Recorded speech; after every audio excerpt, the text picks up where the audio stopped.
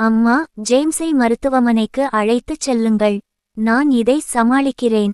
சிறிது நேர மௌனத்திற்கு பிறகு டாலியா தனது முடிவை எடுத்தாள். டாலியா, நீ உன் சகோதரனை பாதுகாக்க வேண்டும். அந்த அயோக்கியனை அவ்வளவு எளிதில் விட்டுவிடாதே. புளோரன்ஸ் வெறுப்புடன் கூறினார். கவலைப்படாதே, நான் என்ன செய்ய வேண்டும் என்று எனக்கு தெரியும். புளோரன்ஸ் மற்றும் ஜேம்ஸை மருத்துவமனைக்கு அனுப்ப 2 காவலர்களுக்கு சைகை காட்டி டாலியா தலையசைத்தார். நீங்கள் என்ன நினைக்கிறீர்கள், லைரா? டாலியா தன் தலையை தேய்த்தாள். தலைவலி வருவதை உணர்ந்தாள். இது வெளிப்படையானது, இல்லையா? அவர்களை முதலில் தாக்கியது டஸ்டின் தான். பாதுகாப்பு காவலர்கள் சாட்சிகளாக இருந்தனர், எனவே அது பொய்யாக இருக்க முடியாது என்று லைரா கூறினார். ஆனால் என் அம்மா ஒரு நேர்மையான நபர் அல்ல. டாலியா தொடங்கினார். அம்மாவையும் தம்பியையும் அவளுக்கு நன்றாக தெரியும். அவர்கள் ஒரு இரக்கமற்ற ஜோடியாக இருந்தனர். எதுவாக இருந்தாலும் அவர் முதலில் அடிப்பது இன்னும் தவறு. லைரா நியாயமாகச் சொன்னாள். தவறான புரிதல் இருந்தாலும் அதை ஏன் அவரால் பேசி சரி செய்ய முடியவில்லை? மேலும் அவர் ஜேம்ஸை அடித்தார். அவர் உன் தம்பி. அவர் உங்கள் குடும்பத்தை தாக்கும்போது நீங்கள் எப்படி உணருவீர்கள் என்று அவர் நினைக்கவில்லை. அவர் நல்லவர் இல்லை என்பதற்கு இதுவே சாட்சி. டாலியாவின் முகச்சுளிப்பும் அவளது சந்தேகங்களுடன் ஆழமானது. லைரா சொன்னது சரிதான். அவளுடைய தாயும் சகோதரனும் முரட்டுத்தனமாகவும் நியாயமற்றவர்களாகவும் இருந்தாலும் டஸ்டின் அவர்களை உடல் ரீதியாக தாக்குவதற்கு எந்த காரணமும் இல்லை, அல்லது ஜேம்ஸை மோசமாக காயப்படுத்த எந்த காரணமும் இல்லை. அவனை விவாகரத்து செய்ய அவள் எடுத்த முடிவு சரிதான் என்று நினைத்தாள். இதை நீங்கள் அப்படியே விட்டுவிட முடியாது, திருமதி நிக்கல்சன். நீங்கள் அவருக்கு பாடம் புகட்ட வேண்டும், லைரா கூறினார். இதை கேட்ட டாலியா கோபமடைந்தாள். அவள் போனை எடுத்து டஸ்டினை அழைத்தாள். அதே சமயம் சில்வர் பென்லியில் அமர்ந்திருந்த டஸ்டின் அழைப்பு வருவதைக் கண்டு முகம் சுளித்தான். தயக்கம் இருந்தாலும் அழைப்பை எடுத்தான். டஸ்டின், எனக்கு ஒரு விளக்கம் தேவை. டாலியா கோரிக்கை விடுத்துள்ளார். என்ன விளக்கம்? என் தம்பியை அடித்தாயா? ஆம். ஆனால் அவன் முடிப்பதற்குள் டாலியா அவனை குறுக்கிட்டாள். அப்படியானால் அது நீதான். நீங்கள் இப்படிப்பட்டவராக இருப்பீர்கள் என்று நான் எதிர்பார்க்கவில்லை. நான் உன்னை விவாகரத்து செய்ததற்காக என் குடும்பத்தை பழிவாங்குகிறாயா?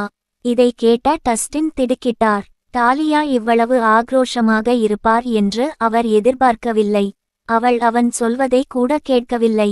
திருமணமாகி 3 வருடங்களுக்கு பிறகு அவள் அவனை ஒரு அந்நியன் போலவோ அல்லது மோசமாகவோ நடத்தினாள்.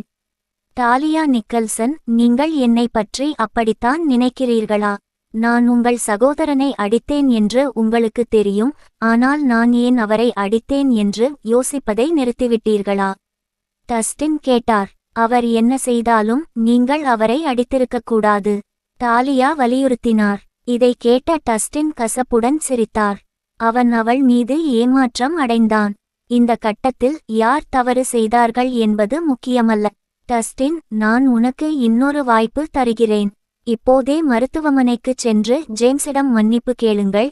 நான் எதுவும் நடக்கவில்லை என்று பாசாங்கு செய்கிறேன். இல்லையெனில் என்ன? டஸ்டின் பதிலளித்தார். நீங்கள் என்னை பற்றி போலீஸை அழைக்கப் போகிறீர்களா அல்லது என்னை வெளியே அழைத்து சென்று தாக்குபவர்களை நியமிக்கப் போகிறீர்களா? டஸ்டின், உண்மையிலேயே என் நல்லெண்ணத்தை இப்படி தூக்கி எறிந்துவிட போகிறாயா? டாலியா கேட்டாள். நல்ல எண்ணமா? எப்படியிருந்தாலும் நான் உங்கள் சகோதரனை அடித்தேன், எனவே நீங்கள் விரும்பியதைச் செய்யுங்கள். நீ. டஸ்டின் தொங்கியதும் டாலியாவின் பதில் துண்டிக்கப்பட்டது. அவள் கோபத்தில் கிட்டத்தட்ட தனது தொலைபேசியை வெளியே எறிந்தாள்.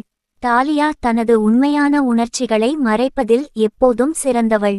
அவள் இன்று இருக்கும் இடத்திற்கு வருவதற்கு அதுவும் ஒரு காரணம். ஆனால் இப்போது அவள் அந்த விஷயத்தில் கொஞ்சம் சிரமப்பட்டாள். எவ்வளவு முரட்டுத்தனம்! திருமதி நிக்கல்சன், அவருக்கு பாடம் கற்பிக்க யாராவது ஏற்பாடு செய்ய வேண்டுமா? லைரா கேட்டாள். தேவையில்லை. டாலியா தன் கோபத்தை தணிக்க ஆழ்ந்த மூச்சு எடுத்தாள். ஆனால் டாலியா அவளை தடுத்தபோது லைரா மேலும் குறுக்கிட்டாள். ஹார்மன் குடும்பம் குயின் குழுவை தேர்வு செய்துள்ளதாக எனக்கு செய்தி கிடைத்தது. இந்த தருணத்தில் நீங்கள் சிறப்பாக செயல்பட்டால் நீங்கள் ஹார்மன் குடும்பத்தின் அடுத்த பங்குதாரர்களாக இருக்க வாய்ப்பு உள்ளது. அருமை. நான் இப்போதே ஏற்பாடுகளை செய்துவிட்டு வருகிறேன். டஸ்டின் ஸ்விண்டன் பிரைமரி மருத்துவமனைக்கு வந்தார். நடாஷா அவரை ஒரு விஐபி வார்டுக்கு அழைத்துச் சென்றார். அங்கு ஒரு வயதானவர் படுக்கையில் படுத்திருந்தார். அவர் வெளிர் நிறமாக தெரிந்தார். அவரது உதடுகள் உலர்ந்து வெடித்து இருந்தன. மரணத்தை நெருங்கியது போல் மூச்சு விடுவதில் பலவீனமாக இருந்தது. பல மருத்துவர்கள் அவரைச் சூழ்ந்திருந்தனர். ஆனால் அவர்களில் யாரும் நம்பிக்கையுடன் இல்லை. நடாஷா, இந்த மருத்துவர்கள் பயனற்றவர்கள். திடீரென்று போனிடெயிலுடன் ஒரு இளம் பெண் அவர்களிடம் ஓடினார். அவர் ஹார்மன் குடும்பத்தின் இரண்டாவது மகள் ரூத் ஹார்மன் மற்றும் படுக்கையில் இருந்த முதியவர் ஆண்ட்ரூ ஹார்மன், அவரது தாத்தா. திருமதி ஹார்மன், எங்களால் முடிந்த அனைத்தையும் நாங்கள் ஏற்கனவே செய்துவிட்டோம். அவருக்கு வேறு எதுவும் செய்ய முடியாது என்று ஒரு மருத்துவர் உதவியற்றவராக கூறினார். உங்களால் எதுவும் செய்ய முடியாவிட்டால் நீங்கள் மருத்துவராக இருந்து என்ன பயன்? நடாஷா குளிர்ச்சியாக கூறினார். திரு ரைஸ் பொறுப்பேற்பார். திரு ரைஸ். சுற்றியிருந்த மருத்துவர்களின் முகத்தில் விசித்திரமான வெளிப்பாடுகள். டஸ்டின் ஒரு நல்ல மருத்துவராக இருக்க மிகவும் இளமையாக இருந்தார். நீ என்னை கேலி செய்கிறாயா, நடாஷா? ரூத் அதிர்ச்சியுடன் பார்த்தாள். அவர் என்னைப் போலவே அதே வயதில் இருக்கிறார். அவர் உண்மையில் ஒரு மருத்துவரா? ஒரு புத்தகத்தை அதன் அட்டையை வைத்து மதிப்பிடாதீர்கள். அவரை எனக்கு அறிமுகப்படுத்தியவர் திரு ஆண்டர்சன். நான் அவரை நம்புகிறேன் என்று நடாஷா கூறினார். வெளிப்படையாகச் சொல்வதானால் டஸ்டினை பற்றியும் அவளுக்கு உறுதியாகத் தெரியவில்லை. ஆனால் ஹண்டர் அவனை பரிந்துரைத்ததால் சிறந்த தகுதிகள் அவனுக்கு இருக்க வேண்டும். ஏய், நீ உண்மையிலேயே ஒரு டாக்டரா? மருத்துவத்தை பற்றி எனக்கு கொஞ்சம் தெரியும், டஸ்டின் பதிலளித்தார். கொஞ்சமா? ரூத் குமுறினாள். இந்த அறைக்குள் நாங்கள் சிறந்த மருத்துவர்களை மட்டுமே அனுமதிக்கிறோம் என்பதை நீங்கள் அறிந்திருக்க வேண்டும். இங்குள்ள அனைவரும் அவரவர் துறையில் தெரிந்த நிபுணர்கள். அவர்களால் இந்த நோயை பற்றி எதுவும் செய்ய முடியவில்லை. உன்னால் முடியும் என்று எப்படி இவ்வளவு நம்பிக்கையுடன் இருக்கிறாய்? ரூத், உன் நடத்தையை கவனி. நடாஷா திட்டினாள். அவர் நம்பகமானவராக தெரியவில்லை, நடாஷா. அவர் தாத்தாவை மோசமாக்குவார் என்று நான் கவலைப்படுகிறேன். ரூத் கூறினார். உன் வார்த்தைகளை கவனி. நடாஷா முகம் சுளித்தாள். எனக்கு கவலையில்லை. அவர் என்னிடம் தன்னை நிரூபிக்கும் வரை நான் அவரை நம்ப மாட்டேன். ரூத் தலையை உயர்த்தினாள். என்னை நான் எப்படி நிரூபிக்க வேண்டும்? டஸ்டின் அலட்சியமாக கேட்டார். எனக்கு என்ன வியாதி என்று சொல்லுங்கள். நீங்கள் சொல்வது சரி என்றால் நான் உங்களை நம்புவேன்.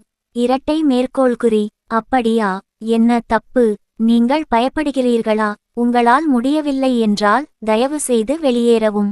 எங்கள் நேரத்தை வீணாக்குவதை நிறுத்துங்கள். ரூத் சீறினாள். உன் நாக்கை எனக்கு காட்டு என்றார் டஸ்டின். ரூத் சொன்னபடியே செய்தாள். விரைவான பார்வைக்கு பிறகு டஸ்டின் எந்த தயக்கமும் இல்லாமல், உங்கள் ஹார்மோன்கள் சமநிலையில் இல்லை. எனவே நீங்கள் ஒழுங்கற்ற மாதவிடாய் மற்றும் ஒற்றை தலைவலியை அனுபவிக்க வேண்டும். உணவு நச்சுத்தன்மையின் சில அறிகுறிகளையும் நீங்கள் காட்டுகிறீர்கள். இது உங்கள் செரிமான அமைப்பை பாதித்துள்ளது. உங்களுக்கு வயிற்றுப்போக்கு இருக்கிறது, உண்மைதானே? ஓ, இன்னொரு விஷயம், உங்களுக்கு மூல நோய் இருக்கிறது.